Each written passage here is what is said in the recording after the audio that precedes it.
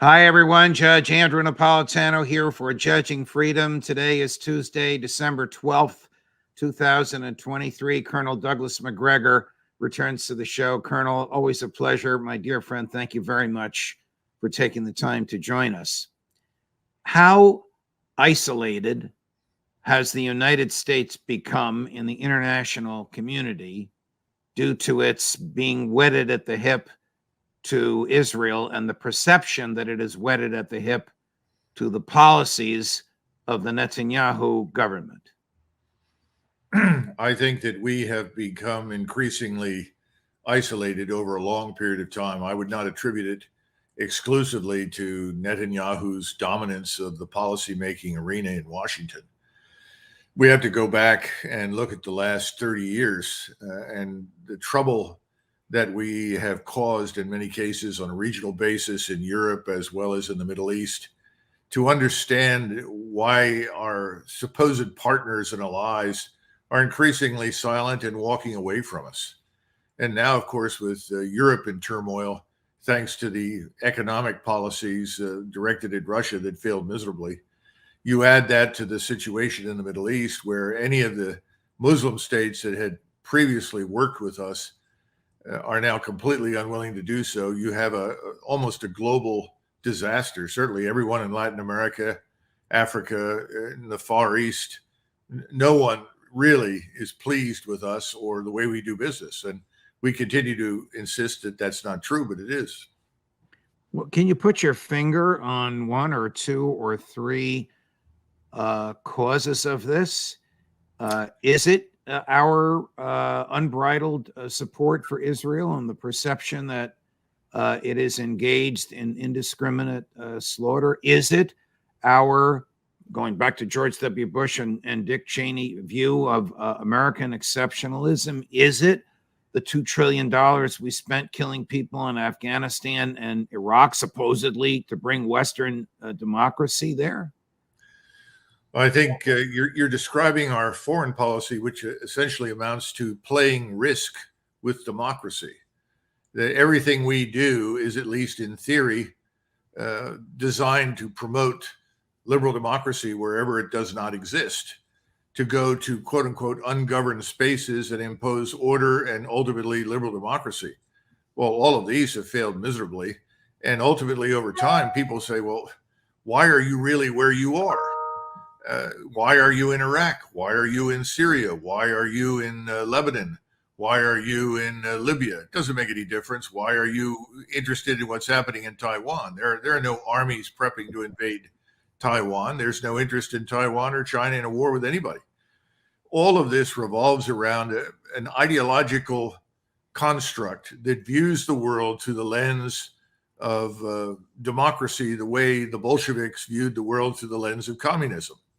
And ultimately, like the Bolsheviks, we've taken a position that anything we do is morally justified. And that certainly is the position that Mr. Netanyahu has taken, and we have eagerly adopted it. Let's bore down a little bit. Since you and I last spoke, the Security Council of the United Nations voted 13 in favor, 1 against. Since it was the U.S., it was effectively a veto, and 1 abstention on calling for a ceasefire in Gaza. The abstention, of course, was the Brits, who you know better than I will always do what we ask them to do. The U.S. explanation for vetoing this was, why give Hamas a chance to regroup? How does that play in the international arena? If you look at the actions that are being taken, look at the words that are being spoken, and you are an Arab, a Turk, an Iranian, who live somewhere in the Near East, North Africa, you conclude the following. All of us are effectively animals, subhuman. We all deserve the worst. And we are in a war today against Israel that is not anything like the wars that have been fought in the past. This is not 1973 or 67. This is not a short-term expedient to either expand the country or, for that matter, to simply have more defensible borders, which Israel has always wanted and every nation state does. This is now in the minds of Arabs, Turks, and Iranians, a war for Jewish supremacy in the Middle East. Full stop. That's the war. If you are in our way, you die. Hmm. There's no compromise, there is no negotiation, and there will be none. Anyone who does not succumb to our power, who does not ultimately submit to what we want, is the enemy and will be destroyed. Now, this is enabled by the United States. Let there be no doubt about it. Remember, most of us in the United States, I include myself in this category, are very sympathetic to the Israeli state. We're sympathetic for reasons that go back 50, 60, 70 years. But this is a fundamental change in the way the Israelis have done business in the past and the way they're going to do business from now on. And that's why this war can only escalate. This is not a war that's going to end in a couple of weeks or another month from now. This is going to escalate well into next year, and it's going to be a do or die proposition for everyone involved, especially Israel. Here's the statement by the deputy U.S. ambassador to the UN when he cast his veto, and then we will follow it with the statement of three Arab leaders who were in D.C. At the time. All this is in English and quite compelling. Although the United States strongly supports a durable peace in which both Israelis and Palestinians can live in peace and security, we do not support this resolution's call for an unsustainable ceasefire that will only plant the seeds for the next war. We believe there is a moral obligation toward the international community to stop the killing of the Palestinian civilians. And it's the first time, at least in my lifetime, that I have seen that calling for a ceasefire became a controversial issue. I'm not sure how deep is the understanding here of what's happening on the ground in Gaza. I mean, this war has broken every record. Largest number of journalists killed, largest number of hospitals destroyed, largest number of medics killed, largest number of UN employees killed. Our message has been very clear. There needs to be an immediate ceasefire, there needs to be a cessation of hostilities, and we need to have immediate access for humanitarian aid. It is not acceptable. Probably the opinions of 1 billion human beings who live in that part of the world. Well, here are a couple of things for consideration. The first is that our actions speak much louder than our words. We talk about a just peace for the Palestinians, a secure and just peace for the Israelis. That's not possible. We can't create it. We can't impose it. We've been compelled to choose sides. We've chosen the Israeli side. But in doing so, we did not set any limits on what the Israelis could or could not do. We simply unconditionally said, by all means, we support you. And we've sent, 15,000 bombs, precision munitions, including 100 2,000-pounders that can be lobbed at will by the Israelis wherever they like. We didn't say, we're only giving you so much. We're not going to support these kinds of actions. It's really unconditional support. So for us to talk about a just peace for the Palestinians in the minds of Arabs, Turks, and Iranians is essentially to say, we'll give you a just peace. It's called the cemetery. We'll give you the peace of the grave, and that's about it. Now, that satisfies the current government of Israel, but it puts us in a very difficult position globally as well as regionally. Now, the second point I want to make, and I think this is very important, there's a concept or a word in Arabic called asadiyah. This is a word you don't hear much anymore, but it's a word that refers to social cohesion, group solidarity, or unity of action. It is a word that was used by Ibn Khaldun, probably the most famous historian of the Middle Ages, who happened to have been an Arab from Tunis. His work had a profound impact on the West. Everyone from Toynbee to Oswald Spengler all studied and read his works. You could actually call him the father of modern historianism, if there's such a thing. And in it, he says, those who have not seen the power of Islam do not appreciate it. today we have historically viewed, and today we view Islam as weak, a loose grouping of states that are more interested in killing each other than they are in doing any damage to anyone else. There have been a few exceptions, but that's essentially the analysis. Assadiyya, however, is emerging in the Arab world. It's emerging because of this war for Jewish supremacy in the region that we are supporting. And it is bringing states and peoples into coalition now that historically have not cooperated in any meaningful way for centuries. I think we've reached this dramatic strategic inflection point. That's another reason why this war is not going to end anytime soon. There may be a lull, there may be pauses, but ultimately this regional coalition that is emerging is going to strike back with a vengeance unlike anything we've ever seen. What military benefit is there to the Israelis, military, Colonel, to the indiscriminate slaughter of civilians? Well, historically, the Israelis, when they did attack areas where terrorists had operated from, talked about, quote unquote, mowing the grass. In other words, we've got to go into the West Bank, we've got to go into southern Lebanon, we've got to go into Gaza, and we have to exact a price for what has been done. Well, this last attempt to destabilize and destroy Israel on the 7th of October was so horrific and so shocking and surprising that the Israelis have frankly reacted with something more than just vengeance. If this were simply an object lesson, if this were an attempt to restore deterrence, or what they think is deterrence, which is you kill some of us, we kill a lot more of you, we've long since passed that point.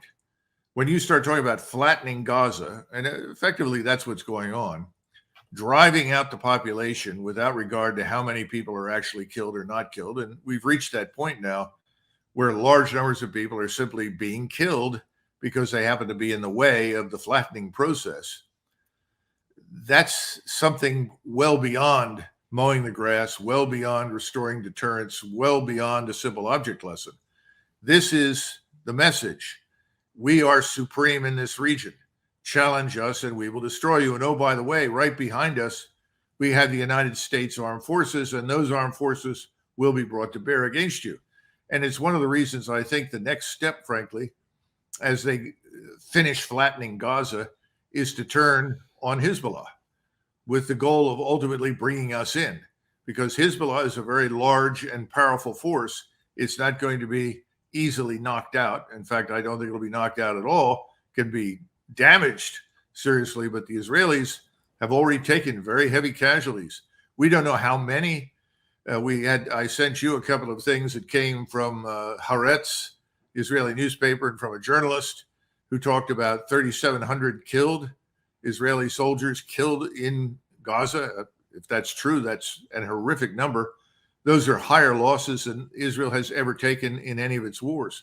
And given the small population of a little over 6 million Jews who serve in the IDF, that's not a minor issue in Israel. That means that your neighbor, certainly, or your neighbor who's one or two doors down from you, has lost someone.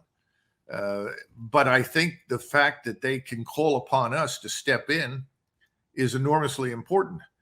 And I think that Mr. Netanyahu wants to exploit this while he can, because again, and we've talked about this before, most Americans are watching football. Most Americans are trying to figure out who Taylor Swift is dating next week. They're not paying attention to this, just as they ignored Ukraine. And the Ukrainian war was a war not quite, but close to something on the scale of the Korean War or World War II. And we effectively just continued to play and ignore what was happening and essentially told the government, well, you do whatever you think you have to do. And I don't think most people ever believed all the ridiculous assertions about Russian aggression and Russian threats and so forth, but they just don't care. Well, right now, the theater has shifted to the Middle East. The images that are coming out are much less easily controlled, much less easily suppressed. They're reaching us, they're reaching everyone in the world, and Americans are just beginning to say, gee, look at that. Isn't that awful? At some point, and I don't know when this is, there will be a growing majority opinion that this is enough. It has to stop and it can't go on.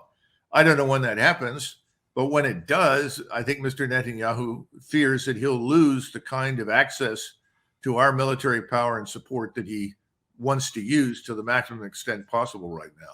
You spoke earlier about the aid that we give them, which is unconditional. There's no strings on it.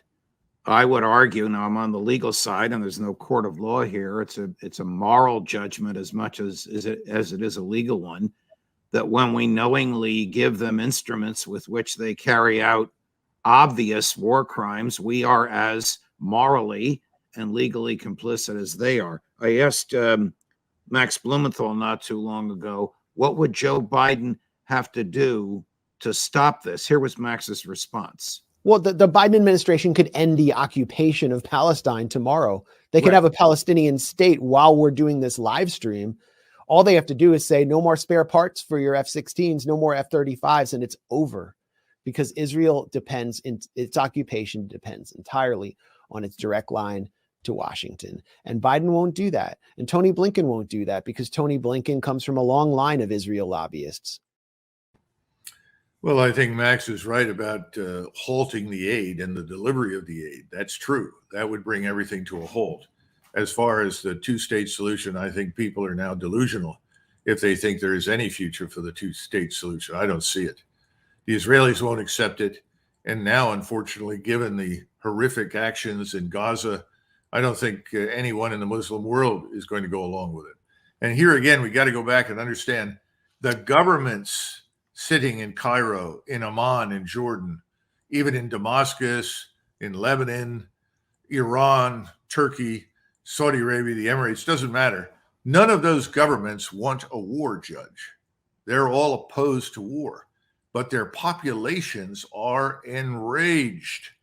We talk a lot about democracy, but we don't practice it, obviously. Yeah. And what you've got in the East is a wave, democratic wave, if you will, of support for all-out war against the Israeli state. And by definition, because of our complicity, as you point out, us. I'm an American. I'm concerned preeminently about the United States. I still think we have an interest in the survival of the Israeli state. And that's one of the reasons we always said we would not allow any force to develop that might overwhelm, destroy, or drive the Jews in Israel into the sea. But that force is building. It's real. And we Americans have trouble with this because they say, well, why hasn't it happened? What about next week? What about next month? No, it hasn't happened, but it is building. And that's why I mentioned this Asadiyya. This is not a hollow term. It's not meaningless. And I think it's coming back into vogue right now in a dramatic way in the Islamic world.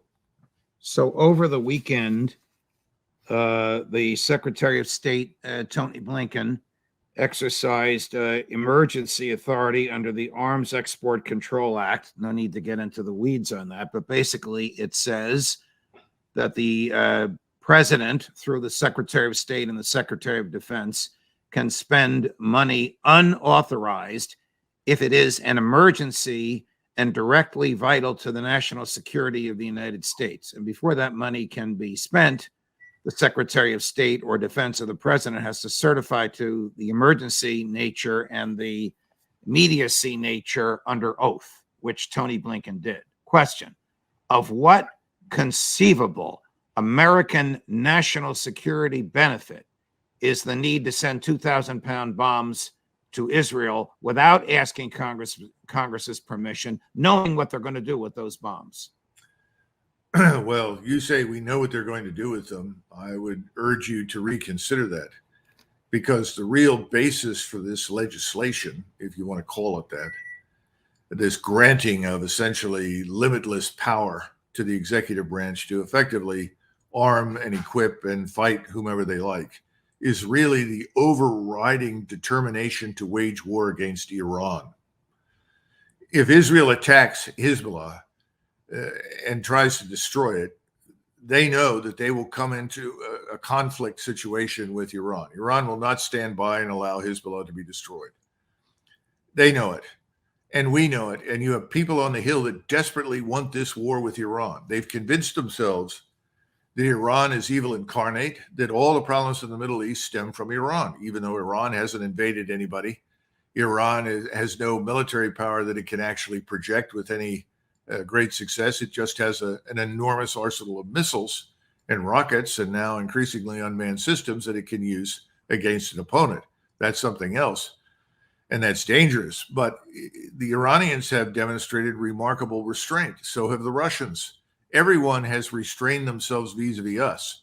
But if you get a war with Hezbollah and you promise to deliver whatever is needed, you're really taking a decisive step in the direction of widening this war to include Iran. And in some respects, I think Mr. Netanyahu is seriously considering the widening of this war. I think he wants to, quote unquote, settle accounts. It's back to the issue is what are we Israelis really fighting for? He'll tell you we're fighting for our lives. Well, there are many ways to save your life. Attacking your neighbors isn't necessarily one of them. There are many ways to pursue diplomacy. They'll tell you that's all a waste of time and it won't work. Therefore, the only thing we could do is kill everybody that doesn't like us. Well, that's a tall order in the region because Israel doesn't have any friends there. But now it has serious enemies. And the populations are going to shape the destiny of Israel in the future. Is this an American national security interest or an American domestic policy reality? Domestic politics reality, excuse me. I think it is a reality of domestic politics. The American people have been conditioned for decades to see Iran exclusively as some enemy that had to be destroyed. I mean, I could take you into Walmart or CVS and ask somebody, well, what do you think about those Iranians? Oh, they're bad. Yeah, they're terrible. I mean, it's worked. It goes back to our discussions about why are all of these people so quick to swallow the line about Russia being evil and corrupt and dangerous and invading everyone? Well, you fell back on the Cold War. There's still that underlying consciousness, and there's a willingness to accept what's being taught in academia, what comes across the airwaves on television. Americans used to be people that would sit there and say, wait a minute, what's this got to do with us? They don't do that anymore. They have been, quote unquote, brainwashed, conditioned intellectually, socially to say Iran is evil and bad, therefore get rid of it. Now, there are younger people who don't necessarily share that assumption. And I don't think Americans really understand what war means.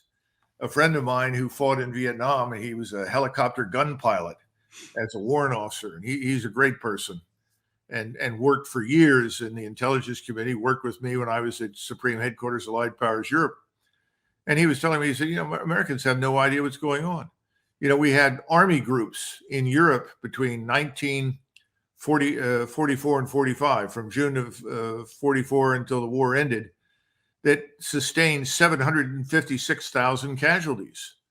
More casualties, more losses than we could replace. We've forgotten that war involves a lot of killing. The Israelis are experiencing that now, and they are not insensitive to it. But imagine it on a regional scale, an industrial scale. We lost 19,000 casualties a month from June of 44 until the Battle of the Bulge broke out, and then it went up to 100,000 a month. I'm just talking about American forces in Europe. We never bring these things up. That's war. And we have played with this war thing, and now we've watched what the Russians have done, who understand war. They have a grasp of it. Look what they have done. And they build a force for war. This is not some boutique, specialized army or Marine Corps designed to go into third world countries where nobody has air defense, where nobody can defend themselves effectively, where they have very little organized military power. That's a force capable of waging scientific industrial war in the 21st century. We don't have that. And if we drag ourselves into this thing by provoking a war with Iran, this thing will spread because the Russians will not stand by and watch us destroy Iran. China has enormous interest in the Persian Gulf and the Arabian Peninsula. It imports most of its oil and gas from there. Russia has tried to make up for some of it when it could not reach it.